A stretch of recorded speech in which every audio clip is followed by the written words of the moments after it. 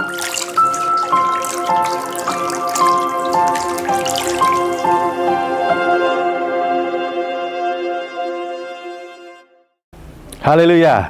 Semangat pagi Bapak Ibu Saudara yang dikasihi Tuhan Yesus Kristus. Kita berjumpa kembali di dalam acara Sarapan Pagi, Makanan Sesungguhnya Bagi Hati Kita. Nah, pada pagi hari ini saya mau membagikan berkat. Semoga dapat memberkati Bapak Ibu Saudara dari tokoh favorit Alkitab saya, yaitu Paulus. Mengapa saya mengambil tokoh favorit yaitu Paulus? Karena Paulus yang membuat saya bertanya-tanya, mengapa Paulus yang sebelumnya merupakan seseorang yang sangat membenci pengikut Yesus, dan dia tidak segan-segan untuk menganiaya sampai mati para pengikut Kristus, tiba-tiba berubah se ekstrim itu, tiba-tiba berubah 180 derajat menjadi pengikut Kristus yang sejati. Hal itu yang membuat saya bertanya-tanya, mengapa bisa terjadi hal seperti itu sampai bisa berbalik. Nah, Paulus juga bukan orang sembarangan. Dia bukan orang yang biasa-biasa saja, dia juga pintar. Tetapi dia orang yang juga berkualitas. Di dalam kitab Filipi 3 ayat 4-6, saya bacakan, sekalipun aku juga ada alasan untuk menaruh percaya pada hal-hal lahiriah. Jika ada orang lain menyangka dapat menaruh percaya pada hal-hal lahiriah, aku lebih lagi. Ayat kelima, disunat pada hari ke-8 dari bangsa Israel, dari suku Benyamin, orang Ibrani asli, tentang pendirian terhadap hukum Taurat, aku orang Farisi, tentang kegiatan, aku penganiaya jemaat, tentang kebenaran dalam mentaati hukum Taurat, aku tidak bercacat. Jadi dia sangat paham dengan hukum Taurat, pintar, dan tidak pernah melanggar hukum Taurat. Dia sangat patuh dan taat. Di dalam kisah 22 ayat 3, kisah para rasul 22 ayat 3 juga menyatakan bahwa Paulus yang sebelumnya bernama Saulus sangat memahami agama Yahudi.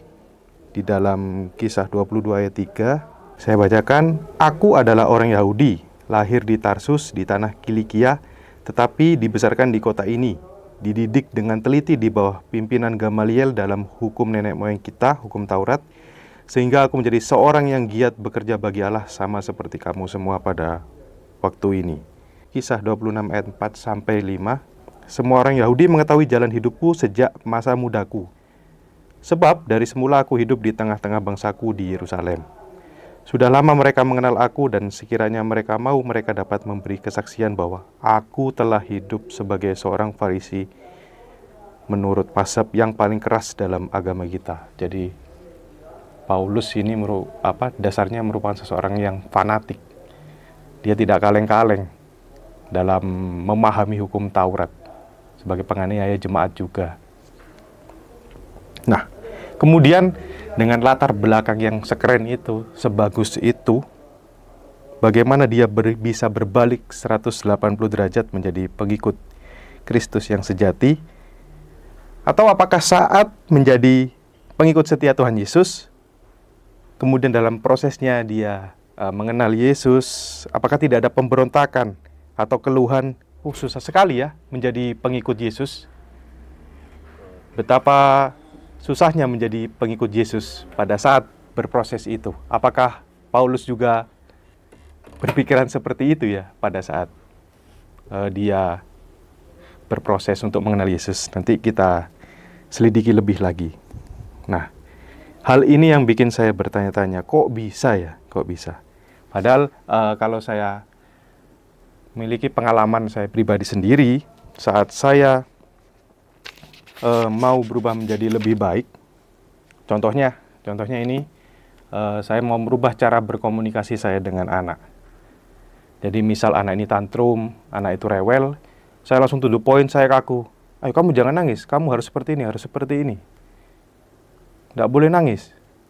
Seperti itu, tidak ada komunikasi yang fleksibel misalnya, apa ya, berpikir lebih lagi, apa ya yang bikin dia nangis.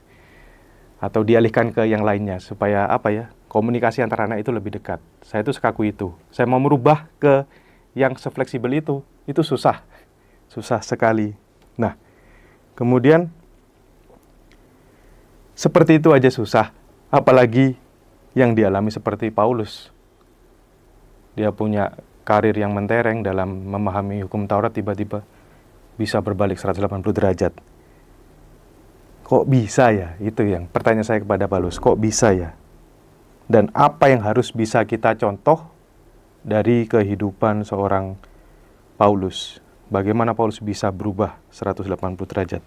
Nah, Bapak Ibu Saudara, jawaban ini saya dapat saat dengar khotbah dari Pak Andre dari YWAM tanggal 17 Maret 2024 waktu itu, bahwa yang dialami Paulus itu dia telah lahir baru. Jadi waktu itu Pak Andre memberi khotbah tentang bagaimana lahir baru. Jadi yang saya dapat bahwa kenapa Paulus bisa seperti itu, karena dia telah lahir baru. Paulus telah hidup di dalam Roh Allah. Lahir baru itu hidup di dalam Roh Allah, dan Roh Allah yang pimpin hidup Paulus. Jadi Roh Allah ambil alih seluruh kehidupan Paulus. Dan sebenarnya ini, Paulus memiliki kehendak untuk menolak panggilan Allah saat Tuhan Yesus berbicara dengan dia di Kisah 22, Kisah Para Rasul 22 ayat 6 sampai 10. Saya bacakan. Tetapi dalam perjalananku ke sana, ketika aku sudah dekat Damsyik, yaitu waktu tengah hari, tiba-tiba memancarlah cahaya yang menyilaukan dari langit mengelilingi aku. Maka rebahlah aku ke tanah, dan aku mendengar suatu suara yang berkata kepadaku, Saulus, Saulus, mengapakah engkau menganiaya aku? Jawabku, siapakah engkau Tuhan? Katanya, akulah Yesus, orang Nazaret yang kau aniaya itu. Dan mereka yang menyertai aku memang melihat cahaya itu, tetapi suara dia yang berkata kepadaku tidak mereka dengar. Jadi hanya Saulus saja yang mendengarnya. Ayat 10, maka kataku, Tuhan, apakah yang harus ku perbuat? Kata Tuhan kepadaku, bangkitlah dan pergilah ke Damsyik. Di sana akan diberitahukan kepadamu segala sesuatu yang ditugaskan kepadamu. Jadi ayat 10 adalah jawaban bahwa Paulus mengikuti panggilan Tuhan dan berjalan ke Damsyik didampingi kawan-kawannya.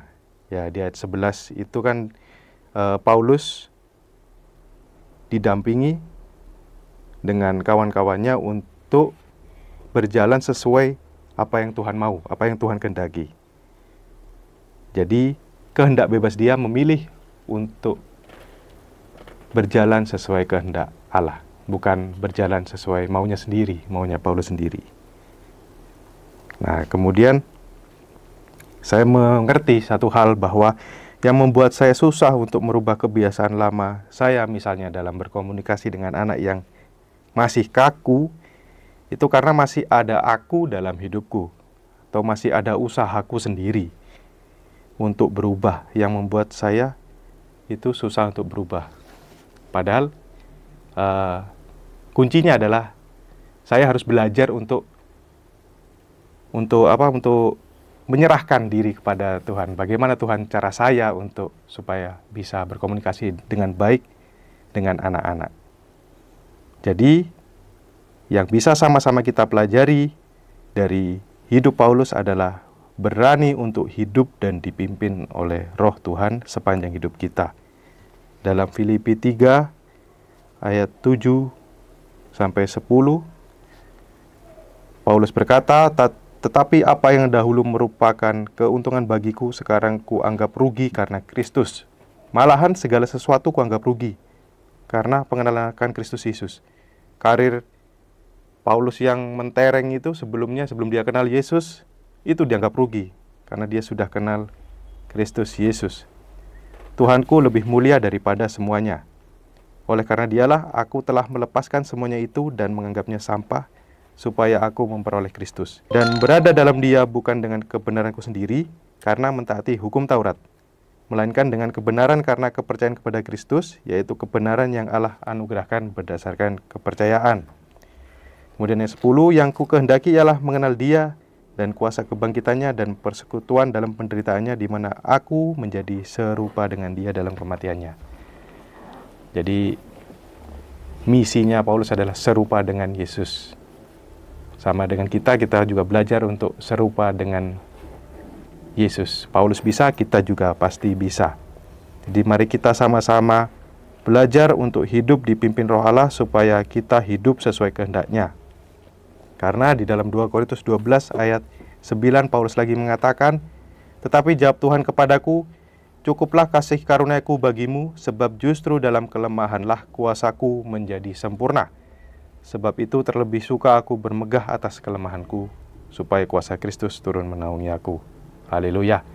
Kiranya sarapan pada pagi hari ini memberikan motivasi yang kuat, dan kita sama-sama belajar untuk memupuk iman kita.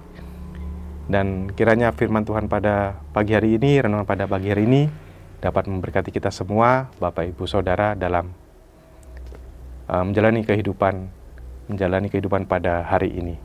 Terima kasih. Tetap semangat untuk mengenal Yesus. Tuhan Yesus memberkati.